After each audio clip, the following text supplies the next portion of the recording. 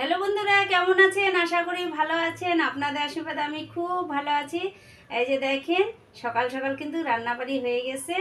আজকে মনসা পূজার দিন কি রান্না করছি আপনাদের দেখানোর জন্য সব কিছু রেডি করে বসি। আসুন তাহলে দেখাই কি রান্না করছি। এই যে দেখেন আজকে কি রান্না করছি। আজকে হলো মনসা পূজা, ওই জন্য নিরামিষ। কিন্তু এই দেখেন কাঁচা কলার তরকারি করছি।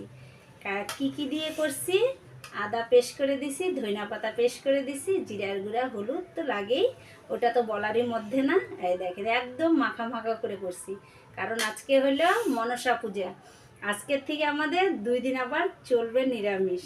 আর এখানে দেখেন এই যে গরম গরম ভাত দেখছেন, এই যে থালা নিয়ে বসছি। আমার কিন্তু পূজা দেওয়াও হয়ে গেছে, কারণ সকালবেলা উঠছি খুব ভোরে উঠে সব কাজটা সাইরে রান্না টান্না করে আমার কিন্তু পূজা দেওয়া হয়ে গেছে। কারণ আমার পূজা থাকুক আর যাই থাকুক, আমাকে তো ডিউটি যাইতেই লাগবে। ওই জন্য এই যে সকাল ভোরবেলা উঠতে হয়। সকাল বলতে কি, সকাল তো 6টার থেকেই হয়। আমার ভোর 5টায় উঠলে তাহলে আমাকে 9টা 10টার মধ্যে তো আমি বের হয়ে যাই।